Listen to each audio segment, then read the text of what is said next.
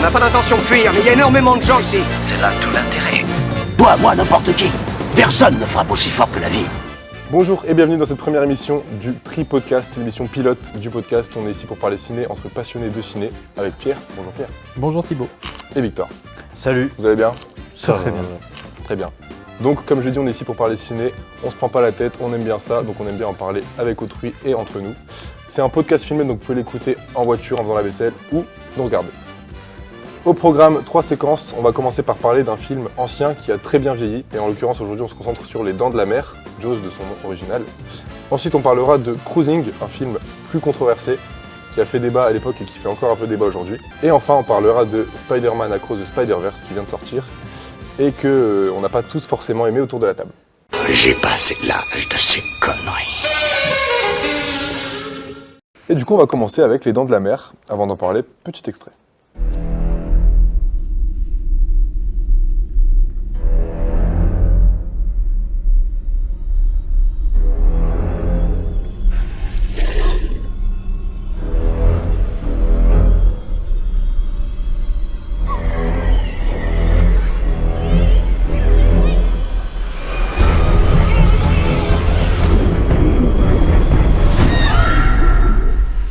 Shark, we've got a panic on our hands on the 4th of July. Sorti en 1975, c'est le 3e film de Spielberg. Et le pitch, c'est un shérif, un biologiste et un vieux marin qui vont chasser un gros requin qui fait peur à tout le monde. Un requin qui est effectivement Qui sur l'île d'Amity. Ouais. Parce que ça fait pas bon pour le commerce de cette petite île. Voilà. Donc il faut à tout prix éradiquer la menace invisible. La menace hors champ.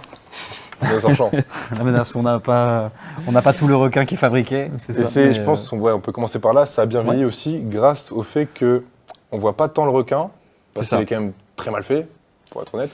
Ah, ça va dépendre des... Alors moi, il y a des... je suis pas d'accord. En 2023, on voit que c'est un faux requin. Ah ouais? On voit que c'est un faux requin. Oui, je peux comprendre. Du coup, je pense que ça sert le film qu'on ne le voit pas tant que ça.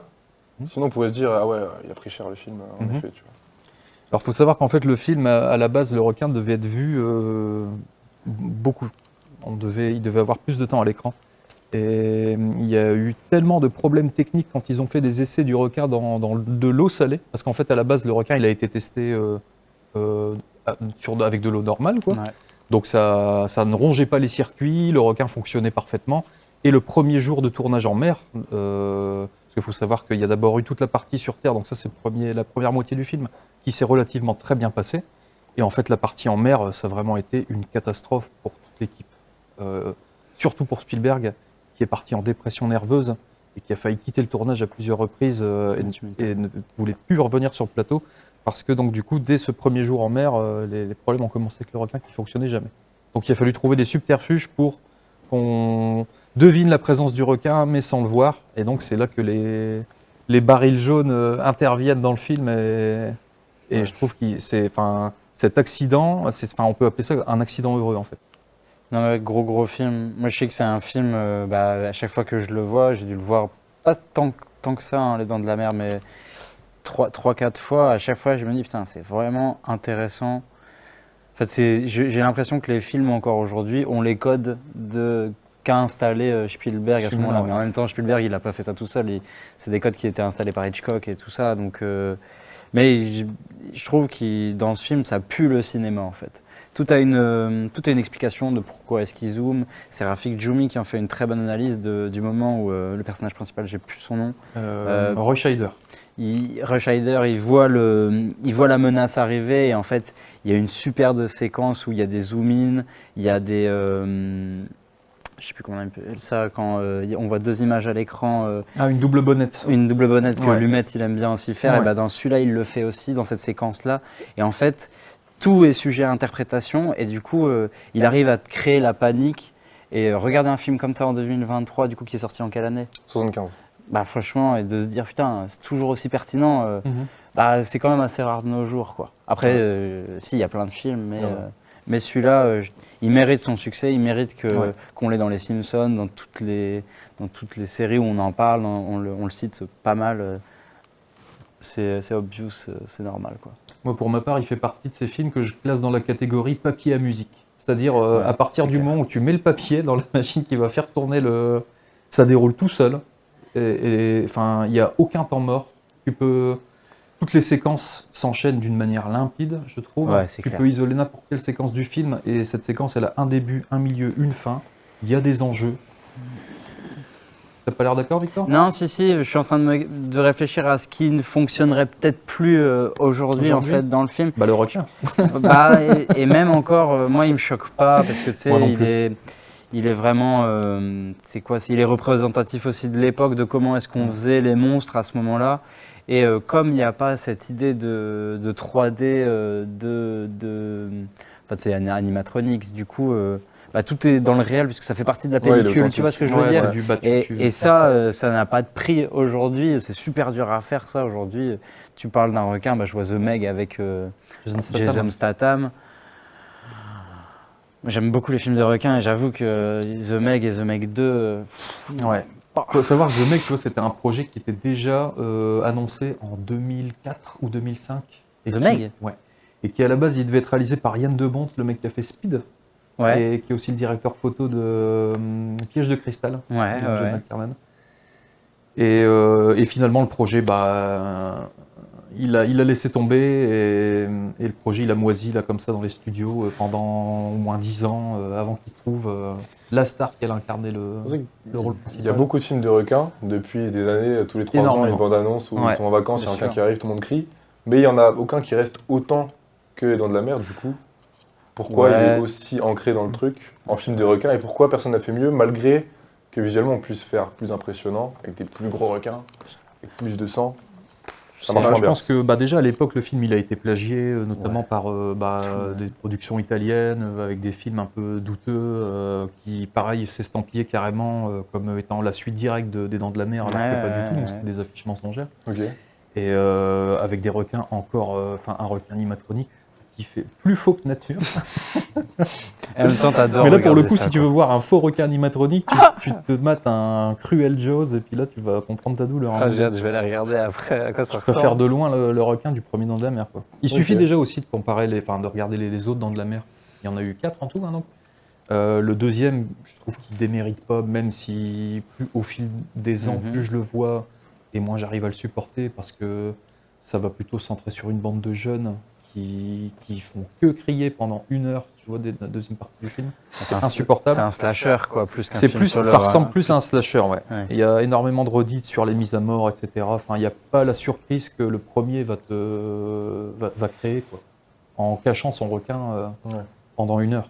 C'est ça qui est trop bien. C'est un truc vieux comme le monde, hein. C'est qu'on a plus peur d'une menace qu'on ne peut pas voir que quelque chose qu'on va te mettre à l'écran toutes les 5 minutes.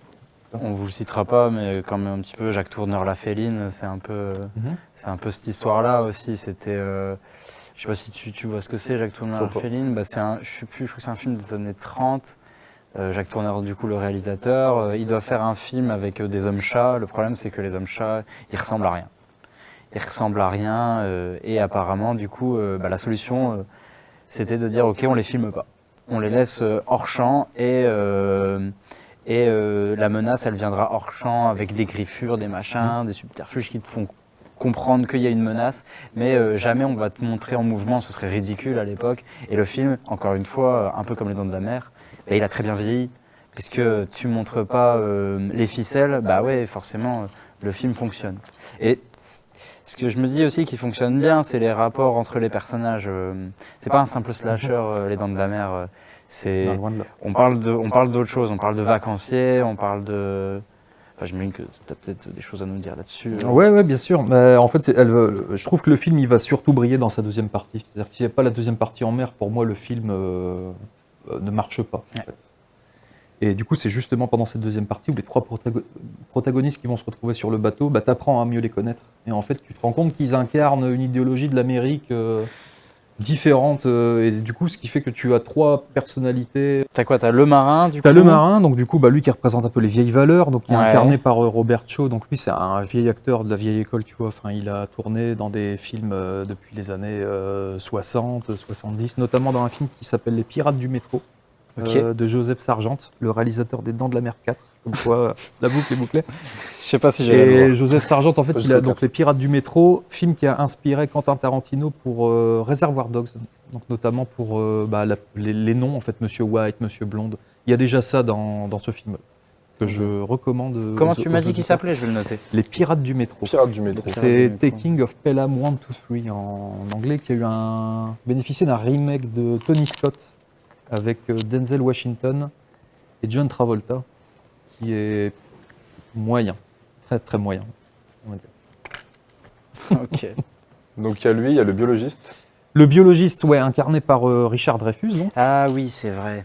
Et lui, je trouve vraiment que de ces trois personnages, c'est peut-être celui auquel je m'identifie le plus. Parce qu'il a vraiment un jeu d'acteur dans ce film qui, à ce moment-là, donc on est en 75. Faut pas oublier qu'avant ça, tu vois, on est dans la période des films de Coppola, de Kubrick, Scorsese, qui en est à ses débuts.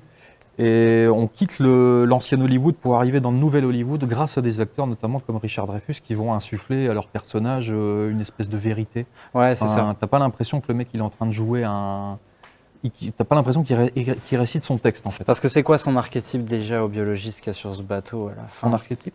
Bah, Sa progression en tant que personnage. je me souviens. Parce que, désolé, hein, peut-être que Non, ça va vas-y. chauffer pour les oreilles de tout le monde, mais je me souviens pas très bien de la fameuse deuxième partie. Je sais qu'ils Ouais. sont 3 sur le bateau et du Ils coup sont ils trois chassent. sur le bateau, ils chassent, ouais. Ils chassent, ils trouvent le moyen, mais je me souviens plus. Donc il y a le marin, le protagoniste et le biologiste. Le biologiste, il me semble qu'il se prend des coups de vague, des coups de vague. Il tombe souvent sur le bateau, mais je suis peut-être pas sûr. Non, de ce que c'est j'avance. surtout lui qui va descendre dans la cage et puis qui va avoir l'idée de mettre une espèce de balise pour repérer le requin. Si, donc, Oui, c'est ça. le C'est public. bien ce qu'il me dit. Enfin voilà. Parce que tu te raccroches à lui vraiment pendant ce voyage. Tu te dis, bon, si lui, il n'a pas trop peur, moi non plus. Mais au final, il finit par carrément avoir la trouille au vu du. Est-ce que tu as peur quand tu regardes, quand tu découvres le film, est-ce que tu penses que les gens ont peur? Dans le sens où tu parlais de Shining tout à l'heure, Shining, je me Ouais. rappelle que j'avais vraiment peur, Ouais. la musique et tout. Bah après, Un peu un film, tu vois, qualifié horreur, alors que Jaws, je trouve que on n'a pas peur. Il y a du suspense, il y a un truc, mais il n'y a aucun moment où je pense que j'ai eu la peur, tu vois. Ouais. ça dépend. Alors du coup, tu l'as vu à quel âge ce Ouais, film? c'est ça. Je l'ai vu à le club son cinéma au lycée, donc j'étais en première, je crois. C'était en première. Je sais pas, moi je devais avoir 8 ans, tu vois. Mais c'est parce Ok. que pas pareil. J'étais en école primaire et C'est je ça. me rappelle le lendemain, mais tout le monde parlait de ce film. Quoi. Ok, C'était d'accord. incroyable. C'était vraiment le ça devait être fort. phénomène Ah, c'est cool. dans la cour de récré. D'accord. ok. Incroyable. Et je pense que quand t'es petite, la perception des choses, tu vois, enfin forcément, tu te prends le film, mais vraiment puissance 1000, quoi. Ok. Non, et puis c'est un film où il y a encore des projections à thème dans des piscines, tu vois, de ce film. Chaque été aux États-Unis, il y a des projections dans des bassins où tu te mets sur une ouais. bouée et c'est en plein air, tu sais, Ok. et ils projettent le film. Et en fait, tu es dans de l'eau, tu flippes. Tu flippes, ça Ok. parle de requins. Enfin, moi, les requins, ça me terrorise parce que je me dis, quand tu es sur une bouée dans un immense étendue d'eau, tu es obligé de flipper qu'il n'y a pas quelque chose qui vienne te choper par le bas, tu vois. Je Genre, pense que ça, c'est le film qui a justement Et ça, lancé cette et peur. c'est C'est pas trop comme bien. concept, ça, des projections un peu cheloues. Mais c'est trop bien parce que pour moi, ce film, il se regarde dans l'eau. Parce que, Ok. et encore aujourd'hui, elle est valable cette projection parce que moi, les films qui parlent d'eau en général, je trouve que c'est vachement bien. D'ailleurs, si vous avez vu le Avatar 2, il est incroyable. Je sais qu'ils aiment Dans pas l'eau. beaucoup Avatar 2, mais ce sera pour une Et prochaine du coup, fois. Mad Max dans le désert. Mad Max dans le Faut désert, aller, c'est faut trop se bien. déplacer pour le kiffer. Ah, bah, il faut aller dans le désert s'il Ok. faut. Mais Donc bien, Gravity dans l'espace, avec Thomas Pesquet pour la tu pression. regardes dans ton Sinon, on lit, s'ennuie. Gravity. Il en vaut pas la chandelle de toute façon. Donc, Ah. Mais ce sera pour une prochaine fois peut-être. Moi, Ça dépend. tu vois, tu me dis que t'as pas peur, mais je suis dubitatif. J'aimerais bien regarder Les Dents de la Mer avec toi, et Ouais. te regarder en face pendant que tu le regardes. Et Peut-être. je verrai hein. peut-être que Mais t'es ça peur. m'a pas marqué, quoi. Je me dis, il y a des films où j'ai eu peur et je m'en rappelle, tu vois. Ouais. Là, je me rappelle pas avoir eu peur. Bon, t'as quand même bien aimé le film. J'ai bien aimé le film, Ah oui, quand même. mais ok. par d'autres choses, tu vois, par le suspense, par les trucs. Voilà, bah, je pense que c'est Mais surtout. j'étais pas sur mon siège comme ça, tu vois, Oui, oui. les yeux fermés, Et en me justement, disant, parce ça que arrive. pour moi, le film n'est pas un slasher ni un film de requin. Non, c'est pas. vraiment Et c'est pas un film d'horreur non plus. C'est pas un film d'horreur non plus. Enfin, il y a forcément ça, certaines séquences, tu vois, mais ça reste. Il y a des moments de drame. J'ai sursauté Il y a des moments quand, de comédie aussi. Dans l'eau, quand il y a Le requin qui arrive. le requin qui arrive dans l'eau. Oh. Oui. Là, j'ai sursauté, je m'en souviens, ça m'a marqué. Parce que vraiment, c'était en mode. Ok. Mais ouais, voilà. Il y a Pas aussi horreur, cette quoi. fameuse séquence où tu as le scientifique justement dans la première partie du film qui tente d'aller examiner un bateau qui vient de se faire attaquer par le présumé requin. Il y a un cadavre. c'est ça. Et il y a un cadavre Ouais. qui apparaît vraiment à la toute dernière seconde. Et en fait, ça, il faut savoir que ça a été refait plus tard, après les projections test.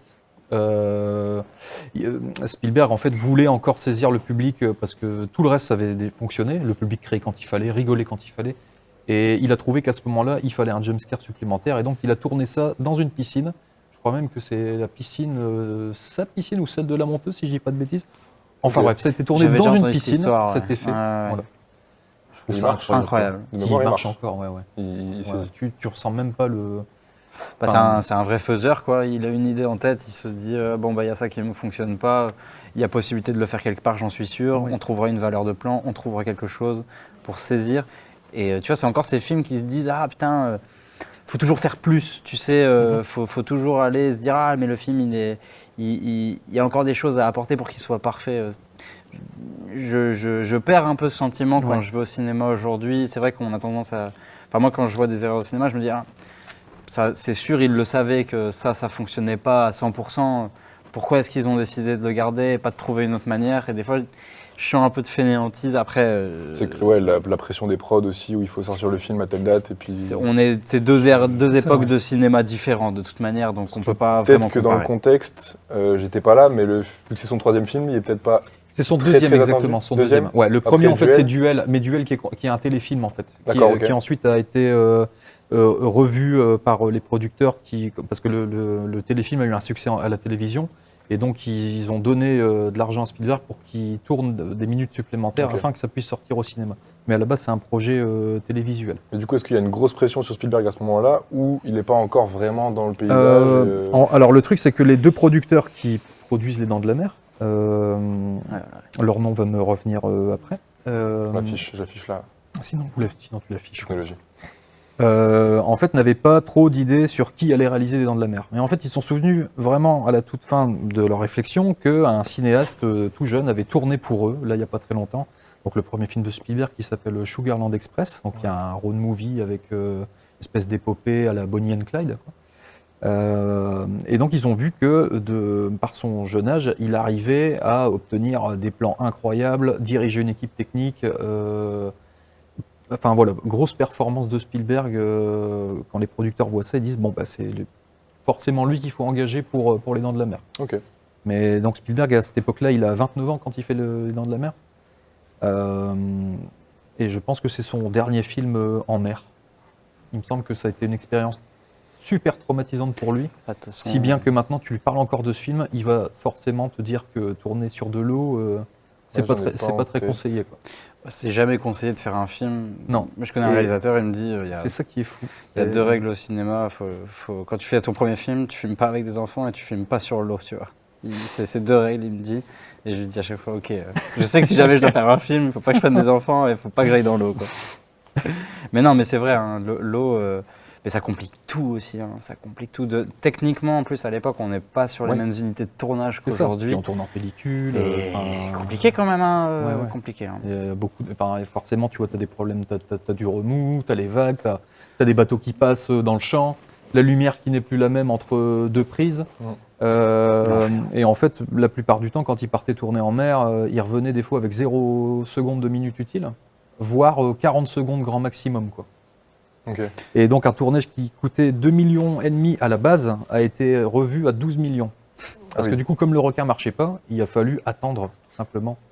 Attendre que le requin fonctionne. Et donc en attendant, c'est là qu'est venue l'idée des barils jaunes. Et donc le scénario, il a été remodifié. Donc c'est pour ça que je dis, enfin tout le monde le dit, c'est un accident heureux ce film. Bah après, S'il n'y avait pas eu tous ces problèmes pendant le tournage, on n'aurait pas eu le film qu'on a aujourd'hui. il y a une fameuse règle, moi que j'ai entendue beaucoup à l'école, c'était qu'il y avait 3 temps il y avait 3 temps où tu refaisais un film en fait. Il y a l'écriture du film, tu te dis ah bah si en fait on va faire comme ça. En fait au tournage tu vois que c'est pas tout à fait possible. Et après c'est au montage en fait quand tu vois les images qui ont été tournées, tu te dis bon bah je vais faire comme ça. Et finalement la première version que Spielberg, j'imagine ce qu'il s'était imaginé, est bien loin du résultat qu'on connaît. À la base, c'est un dauphin. Tout a été storyboardé. Hein. On va dire que ça, je veux bien le croire. les séquences de barils, tout ça, ont été rajoutées, mais on va dire que toute la partie sur Terre, elle, a été complètement. Je veux bien le croire. Après, j'imagine toujours que, tu sais, il y a toujours des moments où je vais citer le film, même si j'ai pas forcément beaucoup aimé, mais ce sera peut-être pour une prochaine fois. Mais tu sais, dans Babylone, récemment qui est sorti, il y a ce fameux papillon qui vient sur l'épaule de Brad Pitt. Et tu sais, c'est un clin d'œil pour dire, bah voilà aussi, dans les moments de tournage, bah il y a des choses qui se passent qui font que le film a quelque chose en plus, tu vois. Et pour moi, ces cinéastes-là comme Spielberg qui maîtrisent leurs outils, en fait, ils sont capables justement d'adapter leur histoire et ce qu'ils avaient pensé avec ah putain en fait le sable il est plus jaune que j'avais prévu, ah tiens ce serait cool de le montrer de cette manière-là, j'en sais rien, mais en tout cas moi je ressens de l'investissement et de la passion tu vois quand je regarde Les Dents de la Mer et c'est Ou cool. n'importe quel autre film de Spielberg. Quoi. Il maîtrise tellement qu'il Même va se les moins permettre bons, de l'impro tu peux dans sa reconnaître. maîtrise. Au lieu d'improviser tout, ce qui rend pas bien, lui il est tellement bon qu'il sait ajouter des trucs et ça fonctionne. C'est Ouais. ça je pense. Bah déjà, j'imagine, hein, il va pas prendre n'importe quel scénario comme ça. Il va pas. C'est quelqu'un qui est beaucoup attaché au rapport du père et de l'enfant. Ça, c'est un thème qui lui est cher. Toujours, tu vas le ouais. retrouver Les quasiment enfants, dans tous tout ses le temps, films. ouais, E.T., bien plus sûr. représentatif peut-être. Les Dents de la Mer, il y a un peu ça du coup avec le shérif qui doit surveiller ses enfants Ouais, du bord de la plage. Dans le film des Tripodes aussi, hein, il y a ça. Hein. Ouais, dans La Guerre des Mondes, ouais, bien Ouais. sûr. La Guerre des Mondes, c'est que ça, hein, Ouais. c'est que un papa extra son rapport avec ses enfants, quoi. D'ailleurs, il a été catalogué Spielberg de grand enfant par la critique. Ok. Au bout d'un moment, dès que Jurassic Park a commencé à sortir. Ouais, c'est sûr. Et c'est peut-être à partir de là qu'il a commencé à bâtir sa deuxième partie de carrière avec la liste de Schindler, enfin des sujets un peu plus personnels, C'est un plus peu ça, dramatiques. ouais. Quoi. Mais j'avoue qu'étant gamin, tu vois, tu regardes du Spielberg, t'es jamais déçu. Non, c'est vrai que t'es pas déçu. Moi, Enfin, quand- ça éveille tous tes sens. T'es là, quand t'es trop gamin. content. Vraiment. Hein. C'est franchement, moi je me rappelle des premières fois où j'ai vu La Guerre des Mondes, où j'ai vu E.T. Tu sais, c'est des films. En fait, tu sais que Spielberg, tu te souviendras de son nom toute ta vie. C'est quand même fou, hein, des réals comme ça, hein, où tout le monde est ok sur le fait de dire que bah, c'est un grand cinéaste. Le fait que tout le monde aime bien ses films, que les enfants adorent Ouais. leurs films. Le film est tellement varié que en fait, c'est étrange de dire qu'il a réalisé ça et ça et ça. C'est vrai. Les réalisateurs qui sont quand même, ils font un thème ou ils font un truc. Lui, Oui.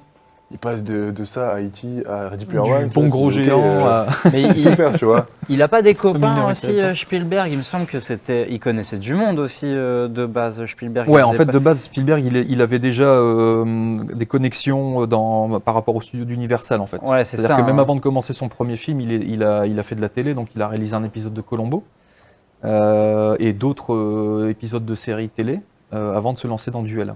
Et en fait, déjà à ce moment-là, il traînait dans les studios et essayait de se faire un nom, une place, enfin, essayer de tomber sur le projet qui va bien.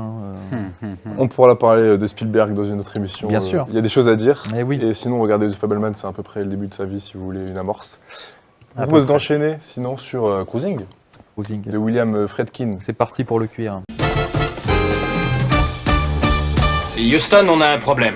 Cruising, donc La Chasse en français, qui est sorti en 1980, avec Al Pacino et Karen Allen notamment, et réalisé par le réalisateur de L'Exorciste ou de Sorcerer, par exemple. Qualifié policier thriller, la police new-yorkaise enquête sur 2 meurtres d'homosexuels dans les nightclubs gays de New York. On a un policier infiltré, incarné par Al Pacino, qui va donc se mettre à côtoyer ces endroits-là pour enquêter sur le ou les meurtriers des affaires. What he experiences.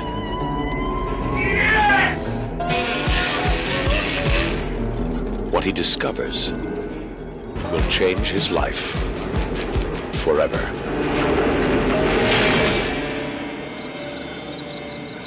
Al Pacino.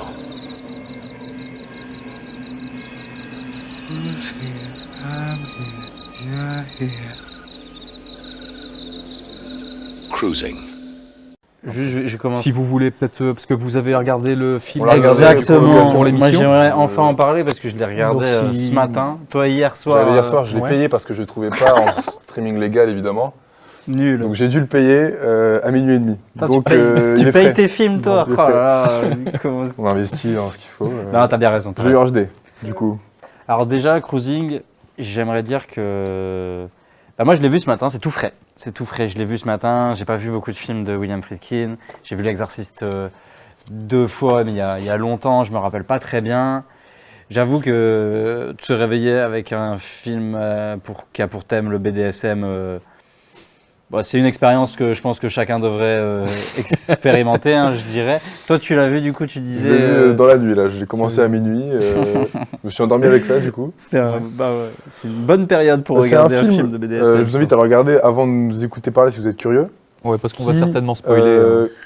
Qui volontairement met mal à l'aise par moment et même Mhm. par à peu près tout le film. Ah, je crois. Ouais, beaucoup. Du coup, c'est qu'à regarder tout seul comme ça la nuit, t'es en mode ok, bon. Ouais, ok. Mais intéressant, du coup. Intéressant. C'est pas genre j'ai adoré, j'ai pas aimé, c'est ok, il est là. C'est ça. Et Bah voilà, c'est à peu près le même avis que j'ai sur ce film, qui à chaque fois me laisse, enfin, je sais pas quoi penser à la fin, mais c'est un film que je vais revoir régulièrement parce D'accord. qu'il y a quelque chose, il y a une atmosphère, il y a une ambiance, il y a un parti pris, il y a des risques aussi dans ce film, quoi. Enfin, ce qui nous est montré de voir. Des risques que très peu de réalisateurs prennent maintenant pour embrasser leur sujet, quoi. Enfin, je trouve que ce film, tu sens que le Friedkin a envie de te montrer vraiment ce que c'est que le BDSM sans filtre, quoi. on sait pas si aujourd'hui si ça sort maintenant, on sait Un même pas film si ça comme sort. ça, en fait. ça se ferait pas aujourd'hui. Je pense que ça sort même pas. Et je pense qu'aujourd'hui, il y a encore un œil assez critique à avoir dessus ouais, sur ce genre de truc. Oui. Bah, j'ai hâte de me dire, j'ai hâte de savoir si je me trompe ou pas, mais comment dire, bah moi j'étais frais hein, pour le regarder, du coup j'ai essayé de bien me concentrer, et en fait finalement bah, le film je l'aime bien parce qu'il est bien construit, je trouve qu'il est très bien fait. William Friedkin, je connais pas beaucoup ses réals, et là franchement je me suis dit ok, c'est un maître réalisateur. Mhm. Par contre, il y a des choses dans le film qui m'ont fait poser pas mal de questions, pas sur moi, ma personne, qui je suis, mais de me dire, est-ce que tous les thèmes abordés ont été bien vérifiés? Est-ce que tout ce qu'il y a dans le film, c'est imaginé par le réalisateur? Enfin, je me doute qu'il y a un petit peu un travail de recherche là-dedans, mais bon. C'est vrai quoi, on se dit, est-ce que c'est un film sur la police corrompue, sur le BDSM, sur la recherche d'identité et de sexualité personnelle? On sait pas trop de quoi ça parle C'est de un tout peu de et un tout peu ça, du hein. coup, peut-être de rien. Enfin non, j'ai bien aimé, mais c'est vrai qu'on se perd un peu même s'il est bien construit. En fait, 1h40, ça passe tout seul, je trouve. Alors que je suis premier à m'ennuyer dans les films, je suis un peu relou dès que ça dure 2 heures, je râle. C'est vrai Je que trouve que c'était fluide. C'est peut-être un peu C'était fluide. Mais ouais. Bah, du coup, peut-être avant d'en parler un petit peu plus, il faut juste préciser dans quel contexte le film il a été fait. Ah, je veux bien. Donc du coup, alors ça va commencer d'abord dans les années 70 avec la sortie donc, de la nouvelle, intitulée Cruising. Cette nouvelle va ensuite être proposée à Friedkin. On lui propose de tourner le film, peut-être 2 ans après, quelque chose comme ça. Et il va refuser en fait. Entre-temps, on est dans une Amérique où l'homosexualité c'est quelque chose de tabou, c'est mal vu. Et il y a toute une partie de la communauté qui essaye de s'affirmer, donc notamment avec tout ce qui est habillage et les soirées cuir, les soirées flics, etc. dans les boîtes. Il faut aussi savoir que, en fait, il va y avoir toute une série de meurtres qui vont se dérouler dans l'West Village à New York. Et ça va vraiment jouer dans la balance. C'est comme ça que Friedkin va se dire ça vaudrait peut-être le coup de réaliser le film à partir de la nouvelle. Ok. En fait, sur ces 6 meurtres, il y en a un qui a été perpétré par une personne que lui connaît personnellement, Friedkin. Et cet homme, en fait, a tourné, alors si je l'ai, il s'appelle Paul Bateson, et en fait, ce mec, il est figurant dans L'Exorciste. Il joue un infirmier, ce qu'il était au moment du film. Ok. Que Friedkin a vraiment le souci du détail, un peu comme un Michael Mann qui va aller chercher Ouais. des vraies personnes pour que ça paraisse naturel à l'écran.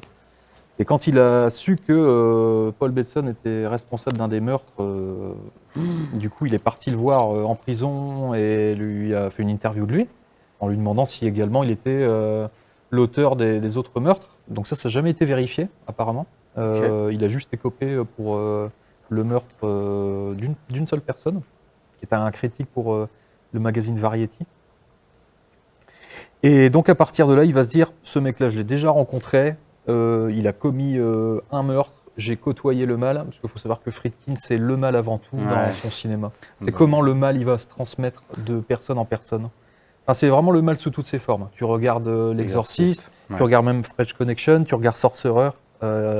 J'ai regardé hier aussi Killer Joe, enfin, le Ouais. thème du mal, il est encore là, enfin, c'est incroyable. Quoi. Ça, c'est Vraiment, le mec, il a pas lâché depuis le début de Il est sa carrière sur le même sujet. Quoi. Malveillance. Malveillance, Malveillance Max. très récent, mais Non, un c'est autre, cool. C'est bien. mais de la bonne malveillance, tu vois, vraiment Ok. bien filmé, qui te laisse pas indifférent après un visionnage. Quoi. Voilà. Donc à partir de là, il va commencer à mener sa petite enquête, écrire un petit script je crois en 4 semaines, le script il est écrit, donc c'est Friedkin lui-même qui va le faire. Il va proposer ça au studio, la Warner à l'époque, ils vont refuser de par le sujet. C'est là où Friedkin va se rendre compte de l'homophobie présente ouais. dans tous les milieux qu'il va côtoyer, tu vois. Il a des amis aussi dans la police, Friedkin, des amis dans la mafia également. Et donc, c'est avec toutes ces connexions qu'il va réussir à intégrer certaines boîtes, donc grâce à un mafieux qui est propriétaire de 4 ou 5 boîtes dans New York. Ok. C'est pas vrai. Et donc, donc il va partir en repérage pendant plusieurs semaines. Mais le truc, c'est que pour rentrer dans ces lieux-là, il faut avoir la tenue correcte exigée. Et donc, on a un William Friedkin qui va débouler à 22h tous les soirs en cache-sexe et bottes. Ok. Rien que ça. Il y a des photos de ça? Alors non, des photos, il y en a pas. Ah, Il y a merde. peut-être des photos de tournage qui j'aimerais- traînent, mais en j'aimerais tout cas, elles bien sont voir pas sur quand les. même. Enfin, Comme le moi, à ma personnage, en connaissance, fait, j'en ai pas vu sur les bonus de Il a DVD. fait le film avant de le faire, quoi. Comment? Parce que le personnage est infiltré dans ces boîtes-là pour d'autres raisons, mais du coup, C'est il ça. s'est retrouvé en. Voilà. Il s'est retrouvé, voilà. Et Il donc, s'est en retrouvé fait, à la fin, il partait comme ça en repérage avec un autre flic qui, par la suite, sera. Enfin, je crois qu'à ce moment-là, il était déjà acteur. C'était un consultant à la base qui ensuite va vraiment finir acteur dans plein d'autres films de Friedkin et il aura une bonne carrière cinématographique, ce mec. Et c'est lui qui va lui expliquer qu'en fait, il a il a infiltré lui-même les milieux BDSM jusqu'à en perdre la tête, quoi. Enfin, à un moment donné, ça tournait plus rond, quoi. Il revenait chez lui, il n'était plus le même, quoi. Ça l'a vraiment marqué. Et donc, c'est là où Friedkin s'est dit, je vais parler de ce film sous ce point de vue, quoi. Le personnage de Pacino sera le flic, quoi. Ok. Enfin, le flic qu'il connaît. Al Pacino, d'ailleurs, moi j'ai entendu dire qu'il reniait ce film. Ouais. Du coup, on sait pourquoi est-ce qu'il Ouais, reniait ouais, ce ouais. film. Alors, du coup, à la base, le rôle, il était prévu pour Richard Gere. Ok. Richard rien à Gere, voir. qui est au tout début de sa carrière, il en veut. Tu vois. Il va être chaud pour faire le film, mais par contre, tu as l'agent de Pacino qui va appeler pour dire mon client, Pacino a envie de participer à ce projet, et donc du coup, c'est lui qui va avoir la priorité sur le film. Ok. Alors un début de tournage qui va se passer, enfin même avant le tournage, Pacino tente des coupes de cheveux complètement improbables, il va chez un coiffeur spécialisé pour les coiffures gays.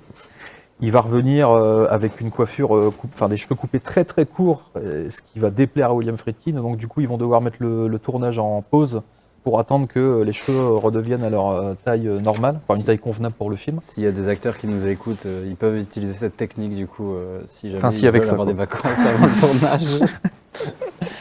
Rasez-vous le crâne. Comme ça, vous êtes sûr Et, d'avoir des pauses. et donc ensuite, les premiers jours de tournage commencent et on a un Pacino qui se pointe à chaque fois à la bourre avec 2 heures de retard et qui connaît pas son texte. Ah, ouais, Surtout ok. ça. Donc ça crée vraiment le malaise entre Friedkin, qui lui au départ pensait que Pacino c'était l'acteur studio, acteur de théâtre très professionnel et tout, ce qui est le cas sur d'autres films, sur Un Parrain ou ce que tu veux, tu vois.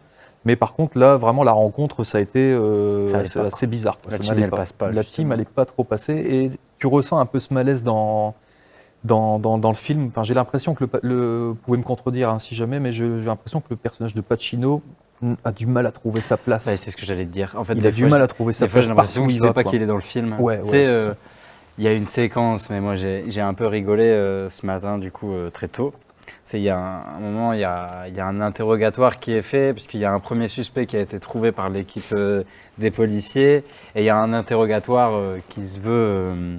c'est un faux interrogatoire au début, puisqu'il y a l'agent double qui est dans la pièce, et il ne faut pas qu'on sache... Enfin, le suspect ne doit pas savoir que Al Pacino, à ce moment-là, est un agent double. Voilà. Du coup, il y a un cow-boy qui fait 4 mètres de haut, là, qui est en cuir moustache et avec un chapeau de cow-boy.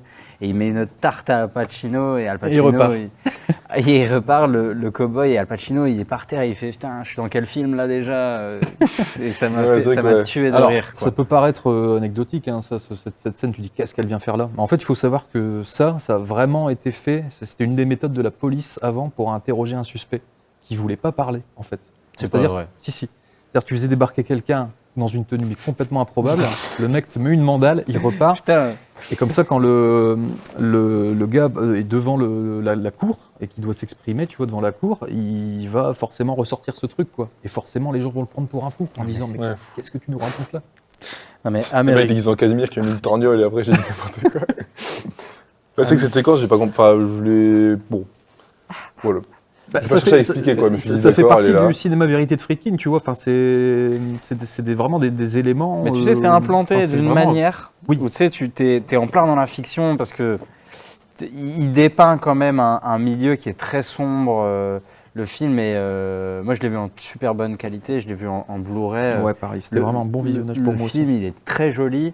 Il a une, enfin l'image, elle est trop belle. Il y a une bonne utilisation du noir. Et des bleus aussi. Et J'aime du beaucoup bleu, ouais. Les bleus dans les scènes nocturnes, c'est vraiment chouette. Ben, il y a un truc marquant en fait dans cette séquence d'introduction. On filme du coup l'auteur présumé des meurtres. On le filme de très près, mais juste sa bouche et tout ça. Et moi, je trouvais que c'était vachement bien fait. On voyait bien toute la peau et tout. On voyait tous les points noirs, les machins. Et ça faisait un peu crade. Tu sais, Ouais. le fait de filmer très près Très comme près, ça, ouais. quelque chose qui est bah, une bouche, quoi, tu vois. C'est pas habituel. Et tu vois, il t'amène vers quelque chose, vers une ambiance, tu vois. Rien qu'avec ce plan, dans cette cave, il t'a mis tout dans un univers et je sais plus où je voulais en venir. Hein, Enfin, mais, ouais, en fait, l'intro est très réussie, je trouve. Ouais. Que le film est un peu coupé en deux où l'intro, ouais, c'est sombre, tu te mets dedans, même les dialogues et tout, les trucs un peu. Quand il dit je suis martien, trop bien et tout, tu dis ok, il y a un mood, il y a un truc. Et je trouve qu'à partir de. Bah, à la limite, à partir de cette scène-là, je trouve ça fait prendre un peu de recul sur le film et t'es moins dans l'enquête hyper sombre. C'est un moment un peu chelou du film, je trouve. Mhm. il y a un moment où ça va. Qui découpe. Moi, je pense qu'il y a un moment où ça va pas, puisque on parle d'un. Comment dire? Je sais pas, on est dans cette cave.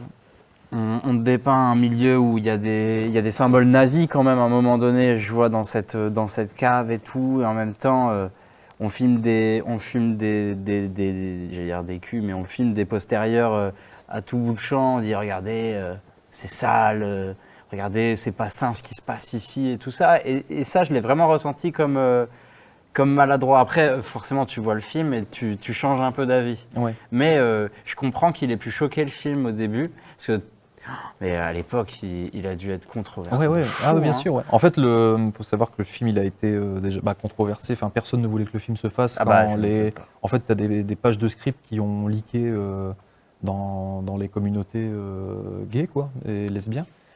Et donc, une partie de cette communauté a voulu s'opposer au tournage du film. Et donc, le tournage a quand même eu lieu, mais ils étaient accompagnés de 300 flics en fait, pour faire les scènes en extérieur, l'équipe de tournage. D'accord. Ok. C'est-à-dire que tu avais des gens qui, chaque scène en extérieur, voire même en intérieur, dans certaines séquences, dans les appartements, tout ça, tu as des gens qui foutaient le bordel, qui jetaient des détritus, qui... Ah, il voulait pas que le film se fasse. En fait, quoi. il faisait pas mal de bruit pendant les prises. Ce qui fait que le film, en fait, je sais pas si vous avez remarqué, mais on sent comme s'il y avait un doublage, que beaucoup de scènes étaient La première scène, redoublées. ça m'a marqué, ouais. Voilà, et en fait, du coup, c'est à cause de ça, en fait, ni plus ni moins.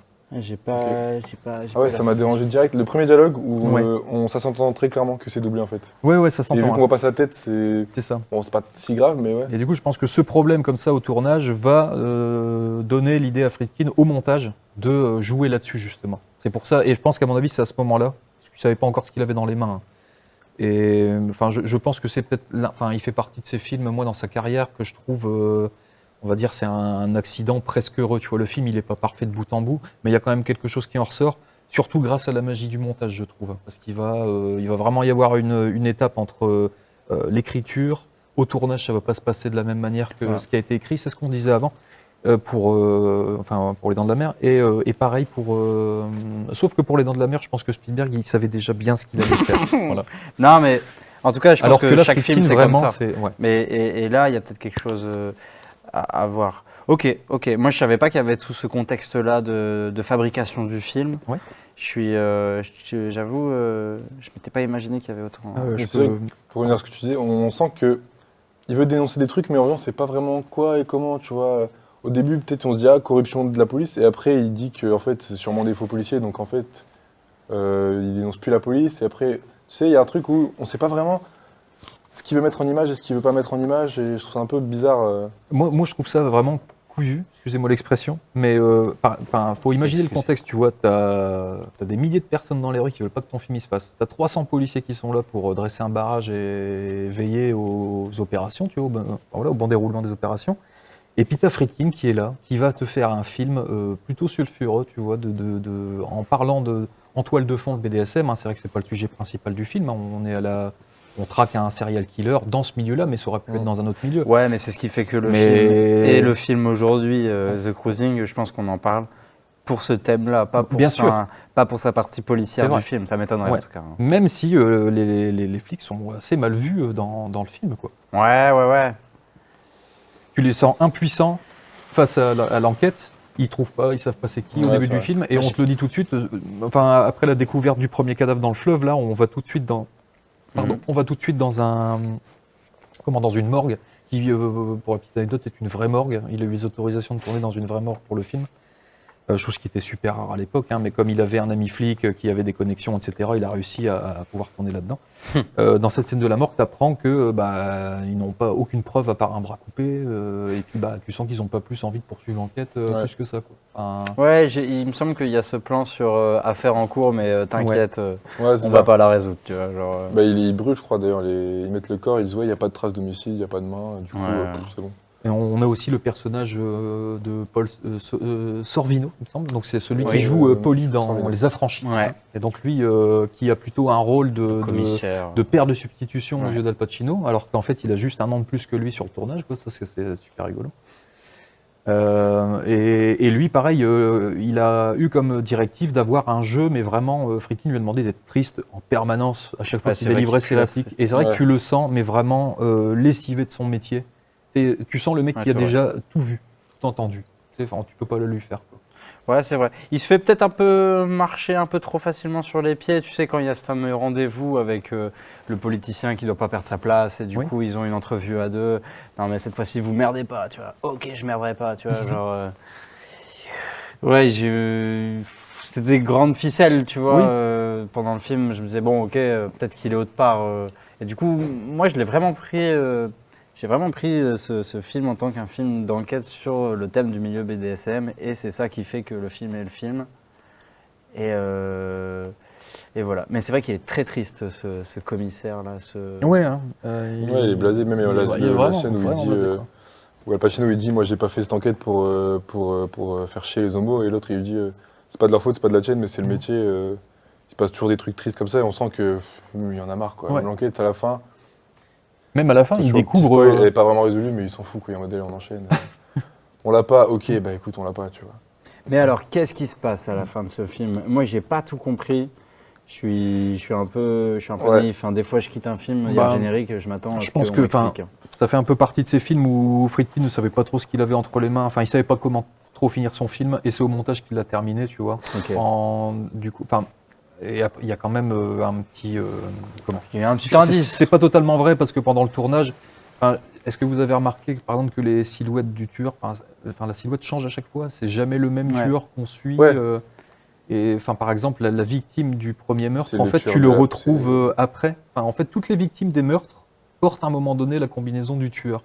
C'est ça, il y a un visage assez qui marque un peu, qui est assez spécial, qu'on voit plusieurs fois, mais pas... Et celui-là, j'étais perdu en mode, mais c'est lui qui s'est fait tuer avant. Voilà, c'est ça, exactement. Pourquoi il revient et tout. On est encore dans cette thématique du mal qui se transmet, où Friedkin a voulu laisser libre interprétation au spectateur en disant, ça peut arriver ici, ça peut arriver là-bas, ça peut être lui, ça peut être moi, ça peut être toi, tu vois. C'est que la scène de fin, c'est une fin ouverte, mais il y a sa femme qui met la tenue et lui qui regarde d'un regard caméra et c'est fini. Regard caméra. Ah ouais, mais ça veut tout dire, tu vois. Ouais, mais je me suis, en fait, du coup, j'avais compris l'enquête, et quand il a fait ça, j'ai plus compris l'enquête, tu vois. Je me suis dit, merde. C'est ce qu'il veut dire aussi, le film. Et en fait, il faut savoir que ça, il l'avait déjà en tête, ce plan regard caméra à la fin, Friedkin, mais il n'a pas dit à Pacino qu'il voulait le tourner dans cette optique-là. Donc en fait, c'est-à-dire qu'il a adopté un jeu pendant tout le tournage en pensant qu'il n'était pas du tout suspect, Al Pacino. Mais Friedkin a décidé d'en faire un suspect à la fin de son film. Et en fait, Al Pacino a détesté le premier visionnage en voyant le film. Il a dit, non mais qu'est-ce que tu m'as fait faire, pourquoi tu m'as donné ces directives, alors qu'à la fin, tu Merci le monde. tu fais de moi un potentiel tueur. Merci le montage alterné Ça qui l'a vraiment donne dérouté, quoi. des idées à tout le monde quand tu le vois, tu sais. Bah non, et puis il y a... Moi, c'est la relation aussi qu'il a avec sa copine, tu vois. Incompréhensible, Ouais, je trouve cette ça marche pas, relation, ça. tu vois. Et puis, il n'y a pas beaucoup de femmes dans le Bah, film. Ouais, il n'y a pas beaucoup de femmes dans le film. Il n'y en a Et- qu'une, il y en a qu'une, mais... elle a 4 répliques. Ouais, mais Friedkin voulait justement un rôle féminin qui amène un peu de fraîcheur dans tout ça, quoi. Enfin, Ouais. Karen Allen, elle a une certaine innocence quand tu la vois jouer. Ouais, bien sûr. Après, elle est avec là lui. 2 minutes dans le film. Elle est là 2 chrono, minutes dans le donc, film, mais ouais, moi c'est je me ça. rappelle d'elle à chaque fois que je vois le film, je sais qu'elle est là à un moment donné, que c'est la petite amie de Pacino, etc., qu'elle essaie la combinaison à la fin. Et en fait, il faut savoir Bah. que Friedkin, en fait, il lui a donné elle n'avait pas connaissance de tout le script pendant le tournage.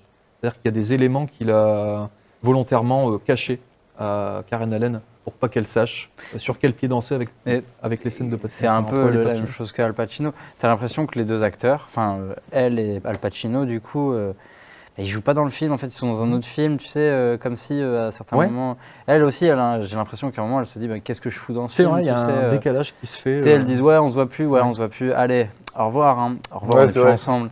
Ok. Au début, on se dit qu'ils vont être très tiraillés et en fait c'est pas développé. Du coup, et à la fin il se retrouve un peu comme il revient et elle est en mode, ah t'es revenu. Bon. Après, peut-être qu'on saisit pas tout. Hein. J'ai encore une fois, je tiens à préciser, je l'ai pas encore beaucoup dit, mais moi je suis qu'amateur de cinéma. J'ai pas toutes les réponses, j'ai pas toutes les Pareillement. infos de tous les films. Mais après, l'effet que ça m'a fait, c'est ça. Peut-être que demain, après un dodo, mais putain, en fait, c'était trop bien fait, tu vois.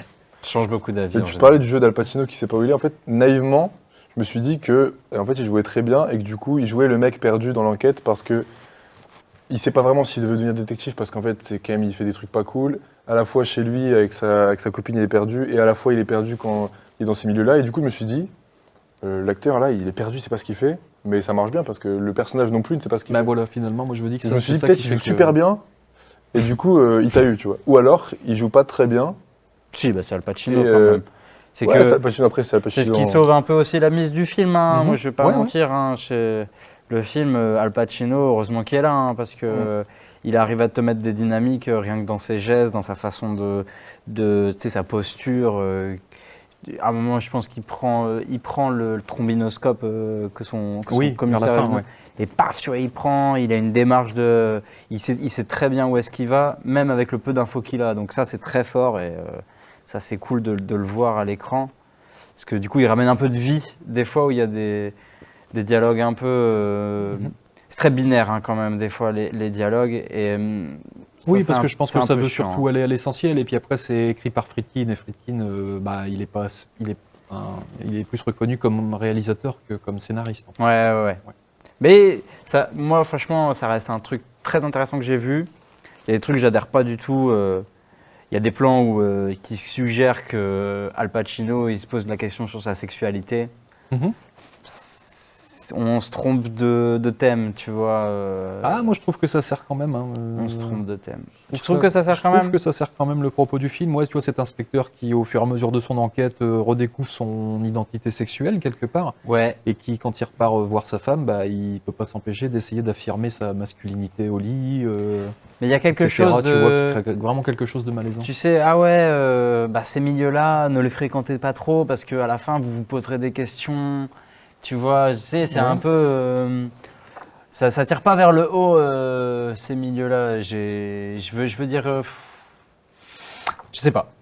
Je sais pas si vous avez vu la version où ça commence par un écran titre qui précise, Non, qui met en garde en sur fait. le bateau. Du coup, ça commence par ce film ne se vaut pas une mise en accusation du monde homosexuel. Il se déroule dans un petit segment de ce monde qui n'est pas censé représenter Ok. tout l'ensemble. Et bah Ça peut être intéressant avant le film. C'est marrant. C'est Ouais. la première version du film ou Alors, c'est la deuxième je version sais pas. Je pense que ça doit être la première version du film, ouais. À mon avis, vu que c'est sorti dans les années... en 80, du coup, Ouais. il y a de grandes chances que ce soit la prod... enfin, j'en sais rien, mais ça m'étonne pas que ça fait partie de la première version, ça, quoi. Ce petit texte. Très bien, très bien. Et Pierrot, on te laisse le mot de la fin sur Cruising. Merci.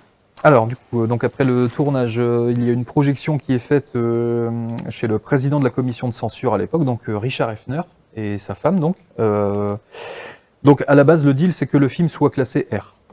Donc, la restriction R, hein, vous connaissez tous. Et pour les gens qui connaissent pas, Pour les gens qui connaissent pas, R, en fait, c'est interdiction, c'est l'équivalent ici d'interdiction moins de 16 ans. Quoi. Ok. Voilà. Le film va d'abord être classé X au premier visionnage par le directeur de la commission de censure qui va dire c'est le pire film que j'ai jamais vu de ma vie. Voilà. Rien que ça. Ok. Donc ils vont exiger des coupes. Et donc il faut savoir aussi que Hefner en fait succède à un ancien directeur, enfin l'ancien président de la commission de censure, dont j'ai oublié le nom, mais qui à l'époque de l'Exorciste avait laissé le final cut à Friedkin pour qu'il puisse faire ce qu'il veut, qu'il ait le montage dont il rêvait, etc.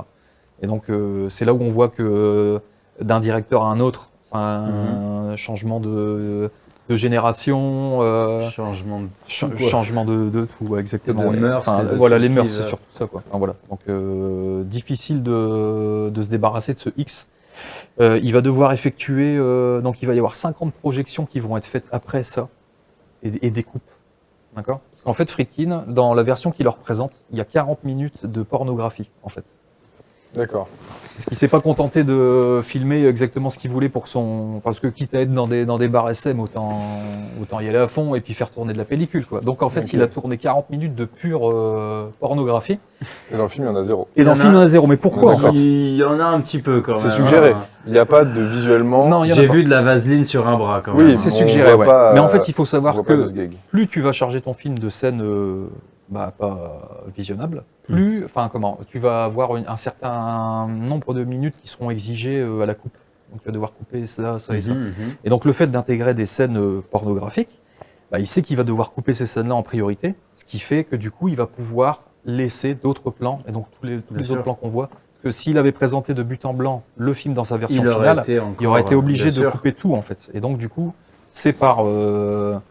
il a tenté de s'aborder. Il connaît il connaît les petites ficelles, il sait comment petites il failles. faut faire, et c'est pas le seul à faire ça, évidemment. Donc, le film va sortir en salle, il va être hué par le public, il va être taxé d'homophobe, etc. Il y a un critique qui dit que c'est le regard le plus laid, obscène, réactionnaire jamais porté sur l'homosexualité au cinéma. Et voilà, et donc cette petite histoire va se terminer, enfin elle continue toujours, Cruising on en parlera toujours, mais il faut savoir qu'il y a eu, c'est plutôt anecdotique, mais quand même, donc il y a James Franco, qui en 2013 a réalisé un film d'1 heure qui s'appelle Interior Leather Bar, et qui donc en fait va parler de ces fameuses 40 minutes qu'on n'a jamais vues. D'accord. Voilà. Ok. Donc il va tenter en 1 heure de nous expliquer comment tu arrives à aller dans un club BDSM pour faire un tournage. Mais alors, ce documentaire, je ne l'ai pas vu, mais il paraît qu'il est vraiment, vraiment pas terrible. C'est plutôt... ça se regarde le nombril apparemment. D'accord. James Franco. Tout ce qui te promet dans la bande-annonce, il n'y a absolument rien dedans. Et petite anecdote pour finir, rigolote, James Franco a appelé, alors qu'il était en pleine production de son documentaire, il appelle Friedkin et il lui fait non mais il y a quoi dans les 40 minutes? Je suis en train de faire un film sur ça et je veux savoir ce qu'il y a dedans. Et du coup Friedkin il lui a dit tu tournes un film mais tu sais même pas de quoi tu vas parler. Et puis il a Ouais. raccroché, tu vois. Et il a bien raison. Ok. Ouais. Il a bien raison. On vous invite peut-être pas à regarder ce reportage d'1 heure et demie. Et on va enchaîner pour la troisième et dernière séquence, film d'actualité. J'ai vu, je sais qui c'est, mais je dirai rien. Ouais, rapidement, puisque moi c'était juste pour inviter à comment est-ce qu'on visionne un film. Là, il est encore frais le film, j'ai pas un avis très tranché, mais il est quand même assez lacéré, on va dire, s'il est pas Ouais. tranché. Donc c'est réalisé par Joaquim Dos Santos, Com Powers et Justin K. Thompson. Il est sorti le 31 mai 2023. Voilà. Je sais que tu Moi l'as j'ai vu. adoré, je l'ai vu 2 fois. Je sais que tu l'as vu. VO, VF. Tu l'as vu plusieurs fois? Tu l'as vu 2 fois? Je l'ai vu 2 fois, je suis allé voir 2 fois parce que je pense que j'avais manqué des trucs. J'avais raison, j'ai kiffé les 2 fois. Bah, c'est un gros carton, il me semble. Hein. Ça marche très très bien. De bouche à oreille, en tout cas, Ouais. ça fonctionne très très bien. J'entends pas mal de gens qui m'en parlent, tout ça. Et moi, en le regardant, c'est vrai que je me suis posé pas mal de questions. Je me suis dit, est-ce que c'est ça, finalement, l'avenir du cinéma d'animation, c'est d'en mettre plein de l'écran pour que tu sois, pour que tu aies une crise d'épilepsie au bout de 10 minutes, tu vois. En fait, je trouve que justement, Je sais pas. alors, pour recontextualiser, du coup, le 1, il a ramené quand même un gros choc dans le monde de l'anime, en termes de technique, de framerate, de mix media, etc. Ce qui a changé, on l'a vu, on a vu le chapeauté qui s'en inspire, etc. Et du coup, le 2, c'est dans la continuité, donc visuellement, il y en a beaucoup. mais je trouve que c'est comment dire, bien surchargé dans le sens où il y a toujours beaucoup, mais t'es jamais perdu. Tu sais toujours regarder dans une image et chaque truc, je pense que ça fonctionne et il n'y a jamais des éléments qui servent à rien qui font qu'effectivement tu as une épilepsie. Je trouve que c'est quand même bien fait et c'est bien, il y a une bonne compo qui fait que c'est fluide, tu vois, tu regardes 2h20, 30 je crois, et à la fin je me disais, ah déjà Ok. Tu vois, je me c'est un suis bon dit, signe bon. ça. Et c'est très rare parce que, Bah, les comme films j'ai de dit tout à l'heure, 2h30, ça me fait chier. ouais, c'est Tu vois, surtout la bah, mode maintenant. Et là, je me suis pas fait chier du tout, quoi. Bah, c'est la façon dont on consomme. En fait, j'essaye à amener sur ce sujet-là, c'est que c'est un film qui va à 200 à l'heure. Ouais. C'est un film qui va à 200 à l'heure, t'as l'impression de regarder un... J'ai l'impression d'être vieux en disant ça, mais t'as l'impression de regarder un jeu vidéo qui va à 200 à l'heure, tu sais, il y a plein d'infos, il y a plein de couleurs, il y a plein de framerate différents, donc ça veut dire qu'il y a des personnages dans une même image qui sont à une telle fréquence d'image et un autre qui a plus de fréquence d'image. Donc, ce qui fait que bah, quand tu regardes le film, bah, tu as toujours un peu l'impression de bugger des yeux, tu sais. Et puis, on t'envoie le pâté, on t'envoie la sauce, on t'envoie plein d'effets. Il y a plein d'effets dans le film, le truc est super riche. Et j'aimerais amener qu'en fait, il est devenu indigeste. Tu vois, le 1, tout se comprenait, tout avait une cohérence dans pourquoi est-ce que il y en a qui sont pas à la même fréquence. Dans celui-là, on s'est dit, ok, on a la base du 1, le 1 c'est le Spider-Verse. Là, on va y aller à fond dedans et on va te mettre tout plein de trucs. Un dinosaure Spider-Man, Spider-Cochon, Spider-Man de Moonbatan, du coup ça c'était cool. Mais à un moment, il y en a un peu trop. Tu vois ce que je veux En dire? fait, je trouve que ça, c'est toutes sortes, ça, c'est plein de trucs, des rêves pour les geeks et tout qui vont bien les aimer, tu vois, mais ça impacte pas négativement, je trouve, parce que le 1, c'était ok, super visuel avec un scénario entre guillemets lambda de Spider-Man, tu vois. Mhm. Je trouve que là, il y a un vrai scénario avec des vrais trucs, tu vois, il y a des relations parents-enfants, il y a des vrais trucs de... Miles Morales, en fait, c'est un Afro-Américain qui prend, entre guillemets, la place de Spider-Man qui est tout le temps blanc, tu vois. Ouais. Et je trouve qu'il y a des vraies choses comme ça où, oui, visuellement, on en prend plein, mais en fait, l'histoire, elle dit aussi des trucs intéressants. Et je trouve que l'un sert l'autre. Et pour moi, c'est pas juste du visuel et de la... j'allais être vulgaire. Tu vois, du Avatar. Non, bien sûr. Après, il Oh faut là là, savoir le que gros Miles Morales, Pardon, je rigole. c'est un Spider-Man qui existe depuis je vais pas dire de conneries, mais c'est un Spider-Man qui existe déjà. Mm. C'est pas le film qui a inventé Ah le ouais. Spider-Man noir, ça, il faut vraiment pas se le dire. Et il y a un truc aussi qu'il faut savoir dans le film, c'est que il n'y a pas eu beaucoup de communication. La communication, elle s'est faite après, puisqu'il y a des trucs qui sont sortis une semaine après la sortie du film. Il y a eu une ITV anonyme, apparemment, de gens qui ont bossé pour la production du film. Et apparemment, les conditions étaient insoutenables. On a demandé à des gens de travailler 11 heures par jour, 7 jours sur 7, pour rendre le film depuis 1 an. Il y a 100 artistes sur le film qui ont démissionné. Ouais. 100 artistes, ça fait énormément, tu vois.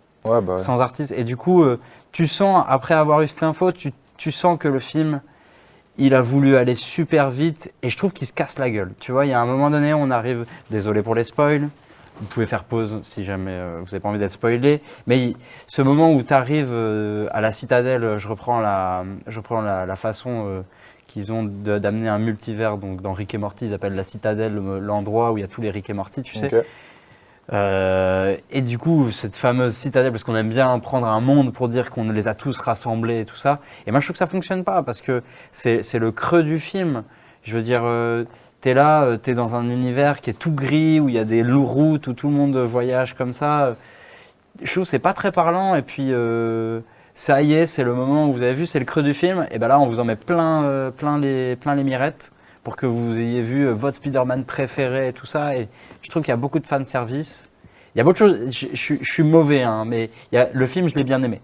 Ouais. Mais on l'a vendu comme le sur-chef-d'œuvre, comme il est bien mieux que le 1 et tout ça. Moi, je suis pas trop d'accord parce que le 1, il se posait, il se disait, regardez, vous avez vu la BO, c'est Swally, c'est cool et tout. Il y a un peu du Post Malone et tout. Vous avez jamais vu ça au cinéma. C'est très jeune de faire ça. Bah, le 2, on prend les mêmes. La bio, je l'adore. On prend les mêmes. Bah ouais, mais le problème, c'est J'écoute de que ouf. on prend les mêmes et on recommence, tu vois. Et je l'ai trouvé un peu suffisant dans... À un moment donné, je me suis dit, ah ouais, mais non, vous l'avez déjà fait, ça. Vous l'avez déjà fait en 2018. Ouais. Là, on est 5 ans plus tard.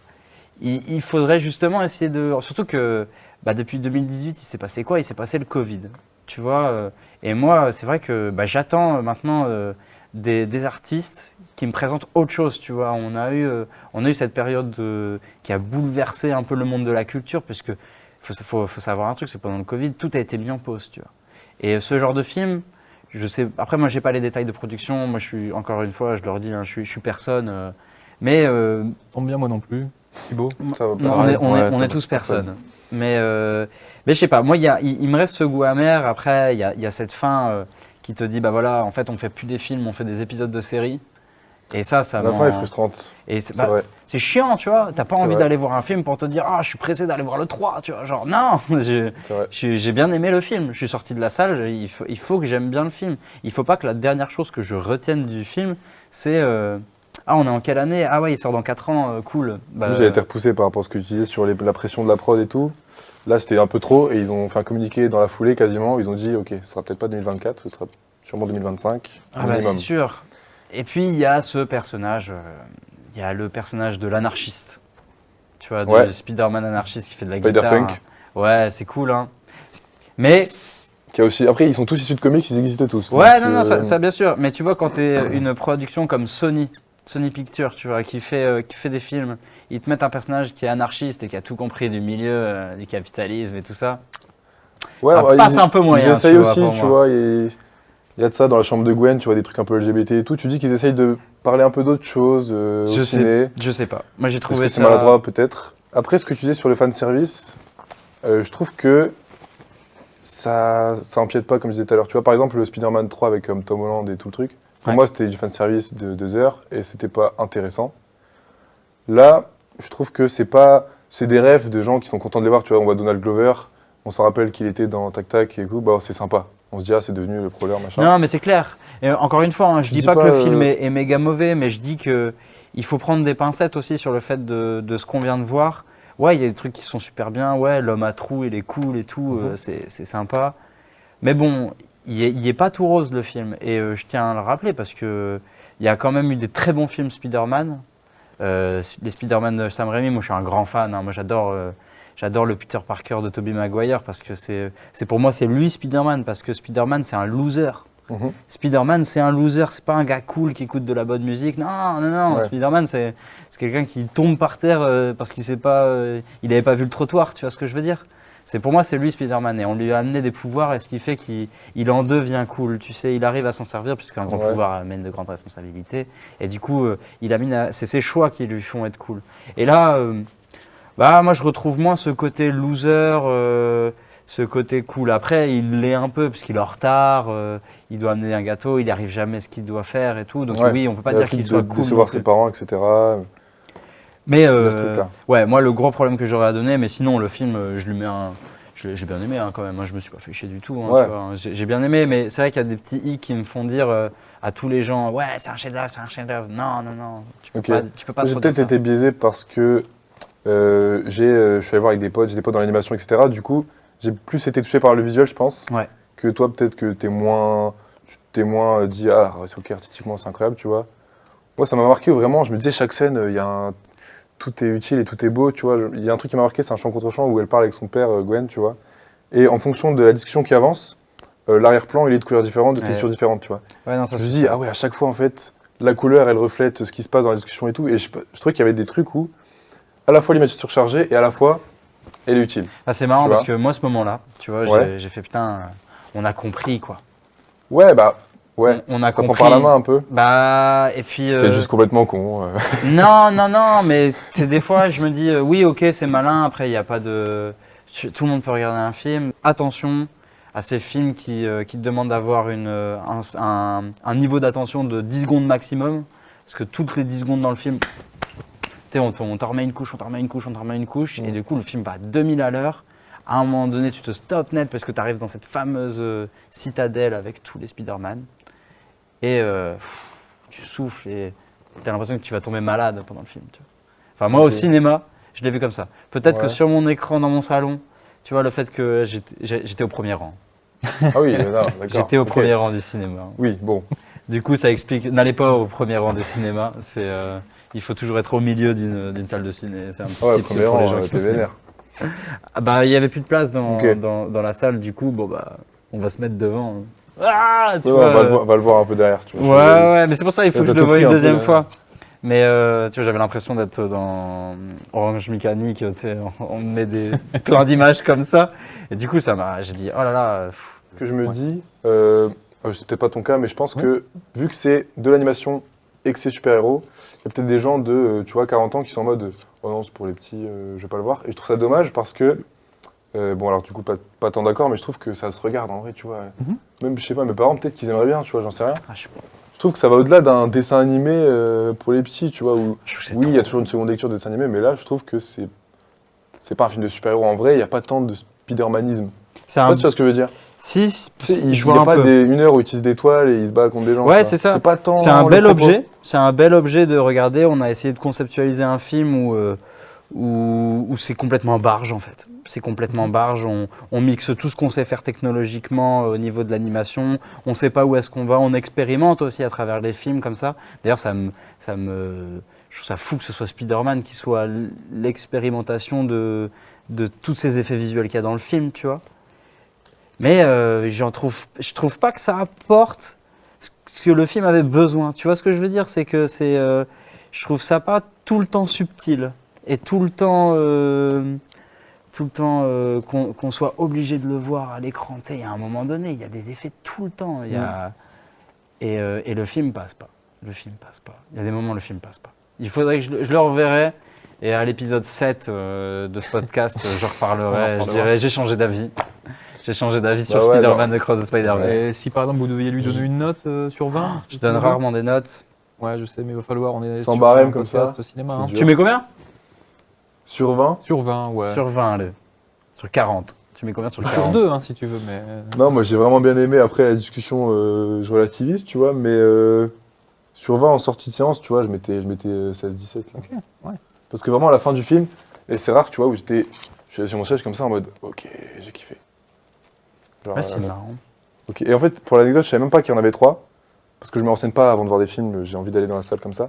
Et du coup, moi, tellement le temps passait vite, je me suis dit, ok, ils vont aller faire maintenant le combat, tu vois. Ouais. Du coup, quand ça s'arrête, j'ai vu le générique, je fais, oh, tu vois, genre, encore. Frustration, quoi. C'était un joli bruit. Encore. Je pense que les auditeurs vont apprécier. Ouais, bah c'est un podcast, c'est fait pour. Hein. Perso, je conseille la VF parce que, vu que c'est très visuel, c'est relou de lire les sous-titres. Ce n'est que mon avis, la VO est bien aussi. Et voilà, donc allez le voir si vous êtes curieux. Nous, on va se laisser là-dessus. C'était très intéressant, on a beaucoup parlé. Mais pas dans le vide, je pense. Je trouve. Donc regardez Jaws, regardez Cruising, regardez Spider-Man. Bah, n'hésitez pas si vous écoutez et que vous êtes le seul auditeur à avoir écouté ce podcast à nous faire des retours. Je pense qu'on en a besoin et puis Carrément. s'il y a des trucs que vous avez aimés, c'est sympa de nous le dire. S'il y a des trucs que vous n'avez pas aimés, vous ne le dites pas. C'est pas grave. Non, si, dites-nous, on a besoin de tout ça. Carrément, avec plaisir. Dites-nous si vous voulez qu'on spoil moins, qu'on spoil plus, qu'on étaye tel aspect ou pas tel aspect. Et on va lire. Voilà, en attendant, on se dit à la prochaine. On sait pas quand, restez connectés. Et merci si vous êtes encore là. C'était pas mauvais, c'était très mauvais. Voilà, exactement. Alors, reprenons. Je veux ta plaque, je veux ton arme et j'aurai ta peau. Nom de Dieu, pour qui tu te prends, hein?